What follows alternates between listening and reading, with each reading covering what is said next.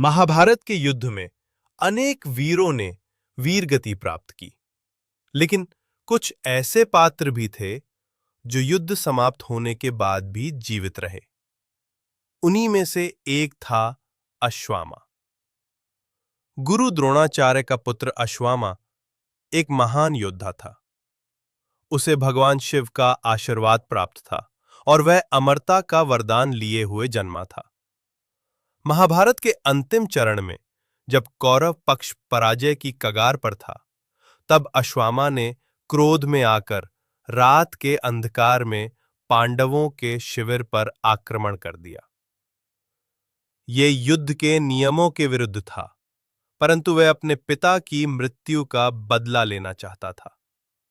उसने द्रौपदी के 5 पुत्रों उप पांडवों की हत्या कर दी, ये समझकर कि वे 5 पांडव हैं।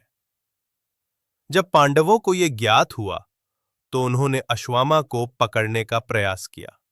क्रोधित होकर अश्वामा ने ब्रह्मास्त्र का प्रयोग किया, एक अत्यंत विनाशकारी दिव्य अस्त्र। अर्जुन ने भी ब्रह्मास्त्र चलाया, लेकिन दोनों ब्रह्मास्त्रों के टकराने से पूरी सृष्टि को संकट में देख व्यास मुनि ने दोनों से अपने अस्त्र वापस लेने को कहा। अर्जुन ने तो वापस ले लिया, पर अश्वामा इसे वापस नहीं ले सका, क्योंकि उसमें वह क्षमता नहीं थी। उसने अपना ब्रह्मास्त्र अभिमन्यु की गर्भवती पत्नी उत्तरा के गर्भ की ओर मोड़ दिया, जिससे पांडव वंश समाप्त हो जाए। भगवान श्री कृष्ण ने तब अपने योग बल से गर्भ में पल रहे बालक परीक्षित की रक्षा की। इस अधर्म के कारण श्री कृष्ण ने अश्वामा को शाप दिया, तू हजारों वर्षों तक पृथ्वी पर जीवित रहेगा, पर तुझे ना कोई प्रेम देगा न सम्मान। तेरा शरीर सड़ेगा, पर तू मरेगा नहीं। तू अकेला भटकेगा, पीड़ा में रहेगा और कोई तुझे शरण नहीं देगा। क्या अश्वामा आज भी जीवित है? कहा जाता है कि अश्वामा को चिरंजीवी अमर होने का वरदान प्राप्त था।